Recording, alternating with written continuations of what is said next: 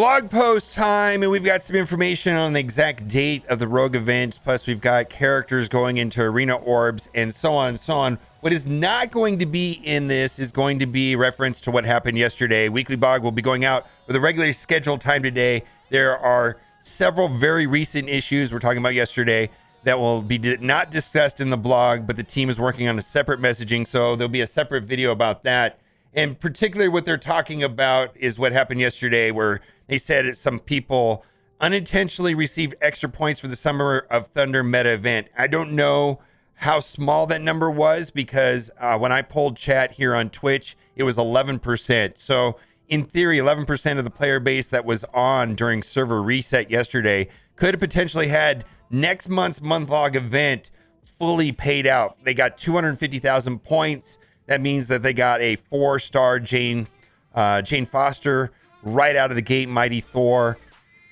Don't know. Then a couple minutes later, if you bought the Armory 14 orb, all right, well, I don't know what happened there, but if you bought the Armory 14 orb, which I bought right here, which gives that currency right there, actually credited last month's Dazzlers event. And so there's video footage of me doing that yesterday on Twitch. All of these things have been fixed, but how they're going to fix it, you can see right here. I'm like, I'm laughing. It's like, why is the Rolling Rebel, because it should have applied to that one. I was able to get the rest. I was 82 points short on that. But anyways, so there's two big issues. Last month's month-long events that got potentially screwed up, and this month's event that got screwed up, and they're going to come out with a separate post on that. Let's talk about the Rogue thing. Rogue Famine Scourge event.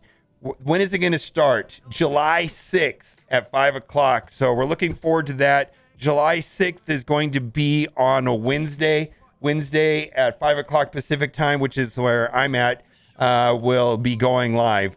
Then it's going to look like it's going to run very similarly to the last month's event, not last month's event, but the last event that we had for Morgan Le Fay. But the difference, of course, is going to be that nodes 5 and 10 are going to require A-Force, Young Avengers, and Inhumans. And then they changed around some of the Scourges. We're going to go over some of the Scourges because it looks like it's going to be a little bit different. Experimental Serum. Enemies gain 40% max health. This was not a popular one last time. The ones that gave like 20% health and think 20 points for that. Gloves off. On enemy turn, steal 5% health from the lowest health player character. I don't know. We'll see how that goes. Going Rogue. When a positive effect applies to enemies, increase the duration of all positive effects by enemy by up to 1, up to a max of 3. We saw this in the data mine. When the negative effect is applied to a player character, increase the duration of all negative effects on that player character by 1, up to a maximum 3. 30 points for that. Off balance. When a player character gains offense up or defense up, gain heal block. Ouch. I feel like we're going to use that one. Power Siphon. Now, the points on this might be off. We'll get clarification. But anyways, enemies gain 5% drain, 20 points. I don't know if that's accurate because Power Siphon 2's is 20% drain, but it only gives 5 points. I think it's meant to give 50 points, but we'll find out. Speed Boost. 100 speed bar to enemy team on spawn. Ouch. I don't see that getting used. Stay down. On player character turn, remove revive once from them. I see that being used. So that looks very interesting. I'm pretty happy about that. Red stars are going to be the same. The way that the character is going to unlock is all going to be the same as the other Scourge event. Also very interesting. So they're also going to do boosted drop rates for the characters that are needed on nodes 5 and 10, which is going to be these characters right here. We've talked about them in length. This basket of 10 characters will have a 25% drop rate starting on July 6th. So if you want to get higher red stars on the characters needed on nodes 5 and 10, there you go. Summer of Thunder events. A lot of this is pretty straightforward. There's some key things I think you're going to want to pay attention to this and that you can do today to get ready for some of these events, specifically the Victory Blueprint.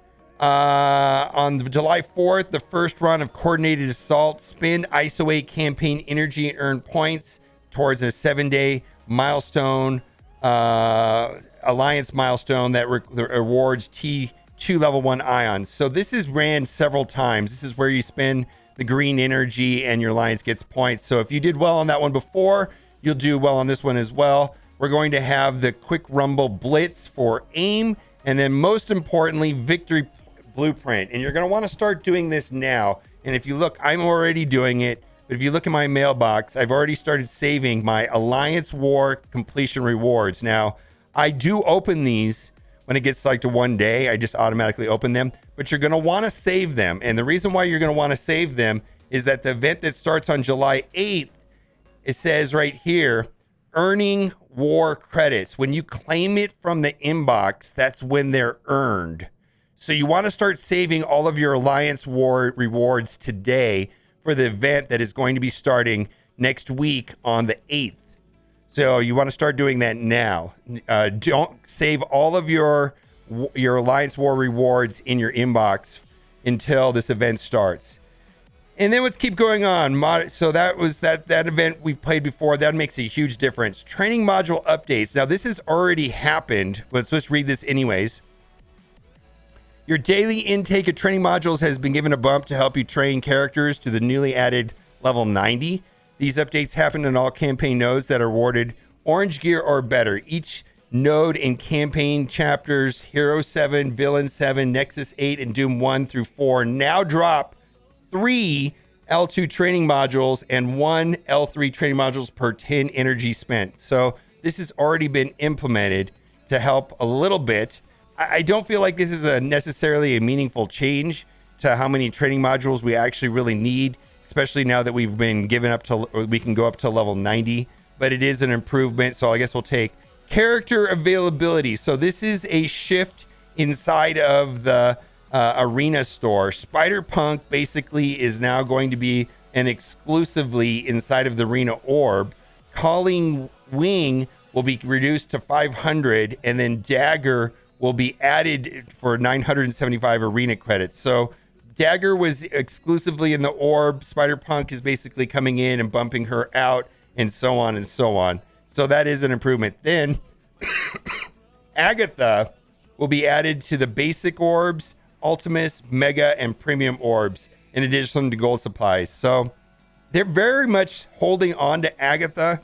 Like, they're not letting Agatha out easily. So I believe that's going to be the character that they're going to make the most difficult to obtain out of the entire Darkhold team. They're being stingy with Agatha. Weekly events, we're going to get a Lady Deathstrike character shard. She is farmable, but I think a lot of people are farming her right now. So I welcome this blitz right here to get Lady Deathstrike shards. Ebony Maw legendary event, and then we're going to have our monthly payday flash event where you can get your 5.4 million gold if you have the event maxed out. I feel like we need a training modules version where it gives a big chunk like this, or a better version of it. I think that would be welcome. And then of course they say at the bottom that all of this information is subject to change. So hopefully we get more information later on today about what happened yesterday with both of the month-long events, the one that happened for last month, the Dazzler one, and the upcoming one that with the Jane Foster Mighty Thor. Hopefully we get information on that sooner than later. All right, guys, let me know what you think in the comment section. And as always, thanks for watching and keep on gaming.